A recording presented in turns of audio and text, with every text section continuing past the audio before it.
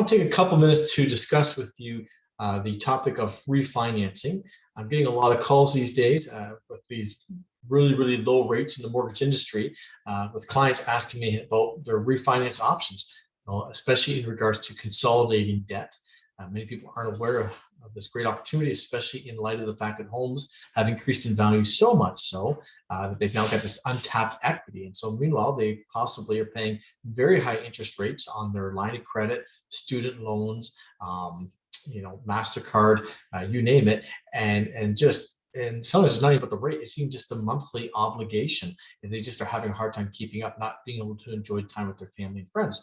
So I'm having a lot of consultations with clients, reviewing their financial situation, almost like a quasi financial advisor. And I'm saying, okay, where is our money? What assets do you have? What can we do to help perhaps make life a little bit more enjoyable?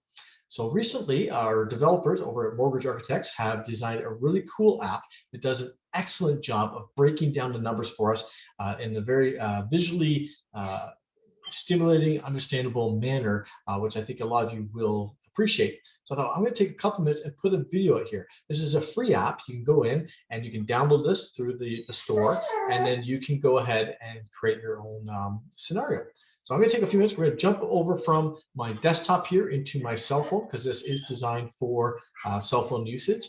And let's run it through. That way you can do it yourself, or by all means, if you'd rather have me run one of these scenarios, just reach out to me. Shoot me a text or an email, and it'd be my pleasure to help. All right, without further ado, let's go to the cell phone. Welcome to my cell phone. I've already gone ahead and downloaded this app. I've gone ahead and saved it. Here it is, my Mortgage Architect app, and there she is. I've already prepared an example so that we can save ourselves a little bit of time, and I'm just going to briefly go through this. But if you download this app, you're going to notice there's a lot of really cool tools in here. You can look into things such as, how much would I qualify for in a mortgage if I was to buy a property, things like the stress test, land transfer tax, what kind of closing costs. And you can even create several scenarios and compare them side by side. Do you want to go variable or fixed? GDS, TDS, and so forth and so on. But today, we're going to focus on the refinance analyzer. Okay. Now, typically, you'll go in here and you can create what we call create a new scenario, and it'll allow you the option to go step by step at just answering some basic questions. What is the approximate value of your home?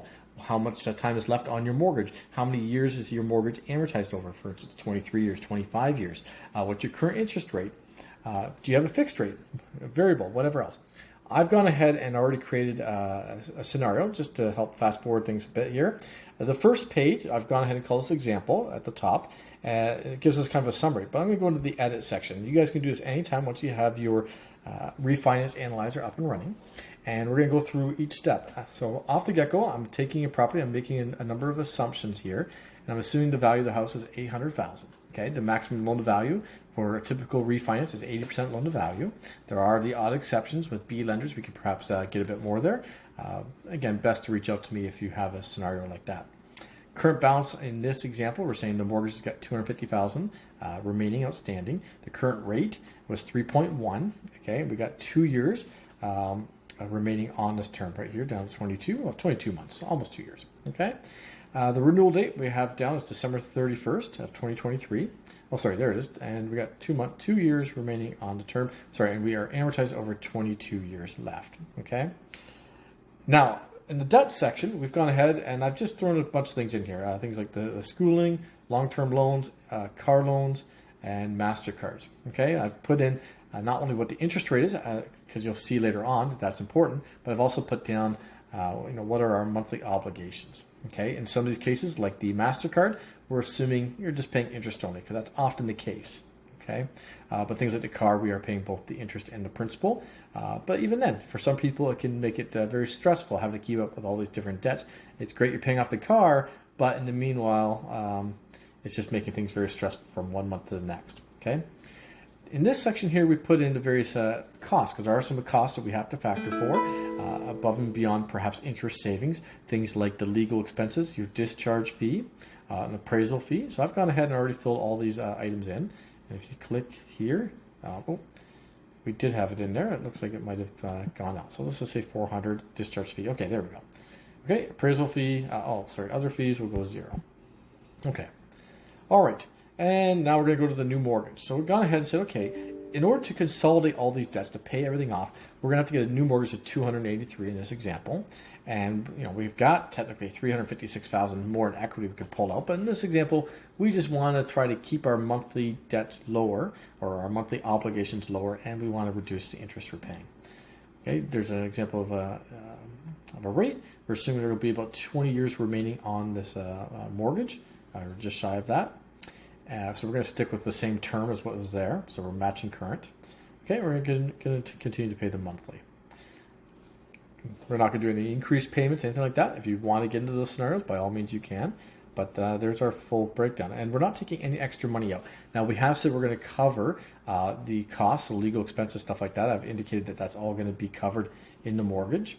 And that was back on the previous page here. It says total penalties and fees. And we're going to cap that into the mortgage itself. Okay. Now, once you've gone ahead and filled in all the questions, you can go back here and it gives you kind of a summary page.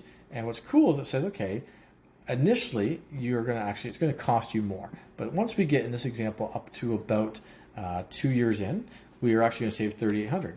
And over the course of the mortgage, we're going to save a lot more than that by consolidating these debts as opposed to the other ones.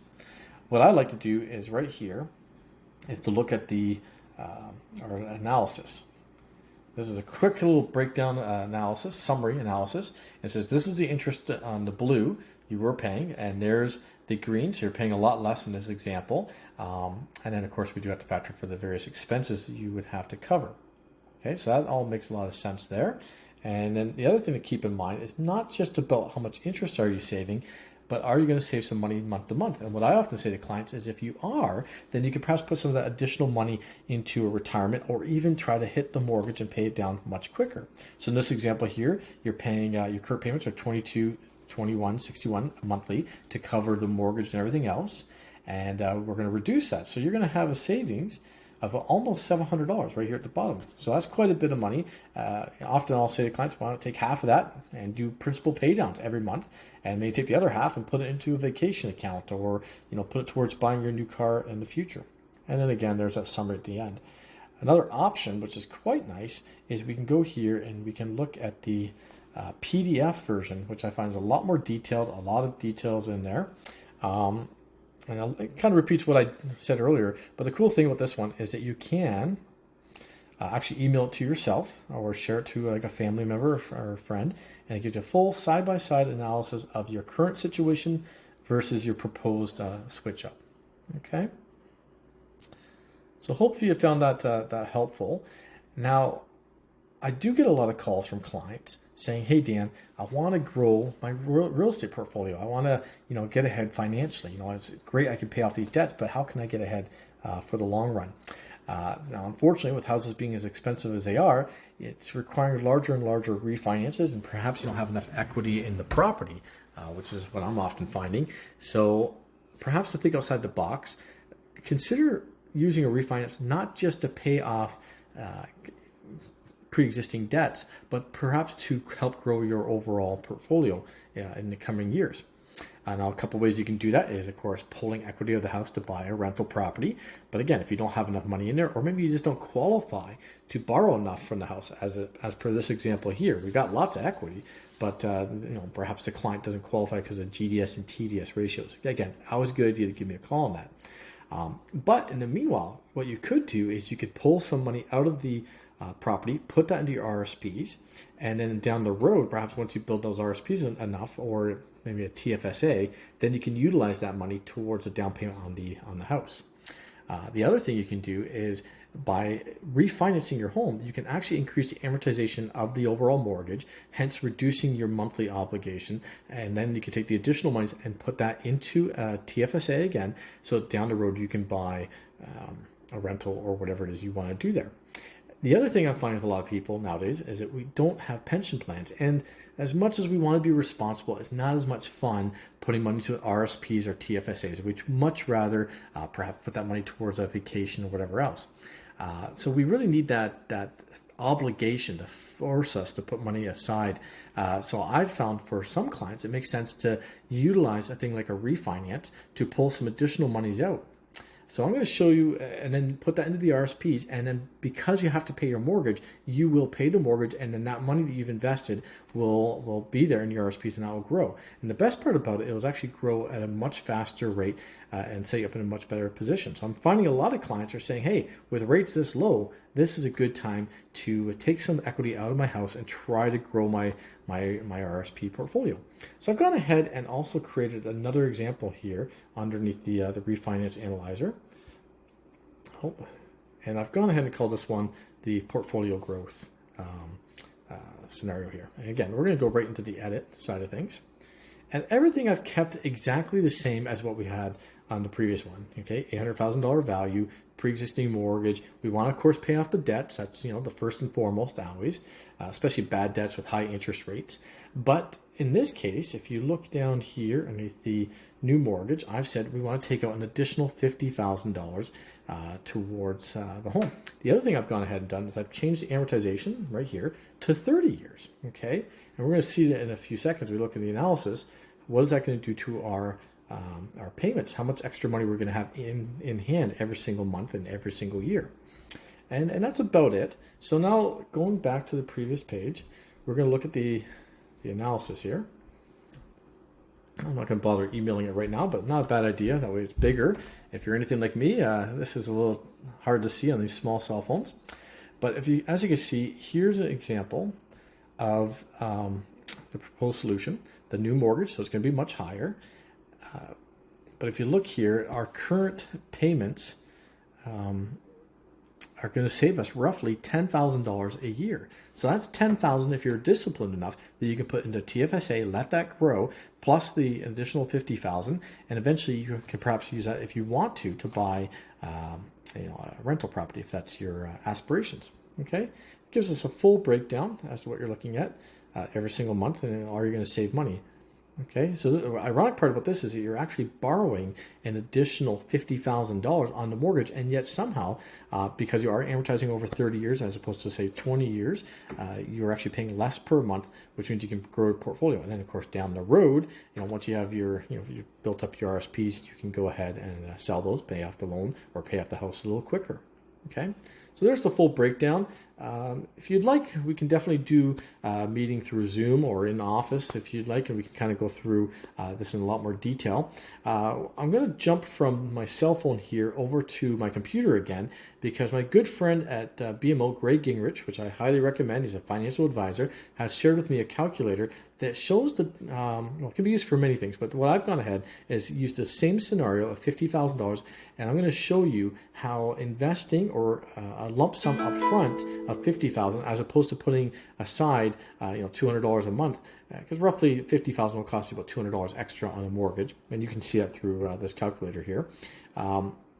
It will lead to a much higher overall return. So let's go over to the computer again, and let me share with you those findings. Okay, welcome to my screen, and this is a great tool I've been given by my friend at BMO. And what I'll do is I'll share with you his contact information below, or by all means you can reach out to me. And yeah, I'd highly recommend you reach out to Greg, as he can help you with your RSPs or TFSAs or anything else. Very, very smart guy, has lots to share with you there. So, all right, here's our two scenarios. The first one, I've gone ahead and said that we're going to put 0 down. We want to get our RSP portfolio growing because we may not have a pension plan, or our pension plan isn't big enough, or we just want to be in a better financial position in the long run because perhaps we want to do some more traveling or whatever the situation may be. Now in this example, I've said 0 down, and we are going to, so it looks like saying 2,000, there we go, 0 down, and we're going to contribute $250 monthly. Okay, I'll share with you guys a link to this site as well, so you can run your own scenarios. And we're going to take about 20 years. I don't know, you can do 10 years, 5 years, 30 years. Let's go with 20. Hopefully we've got plenty of time to build up that portfolio. I've gone with what I consider to be a relatively conservative investment. I mean, it's not as conservative as a bond, or at least not a government bond or a GIC, but on the flip side, it's not as aggressive as perhaps the stock market, which can produce much higher yields. So in this case, we're going to do it a 7% return.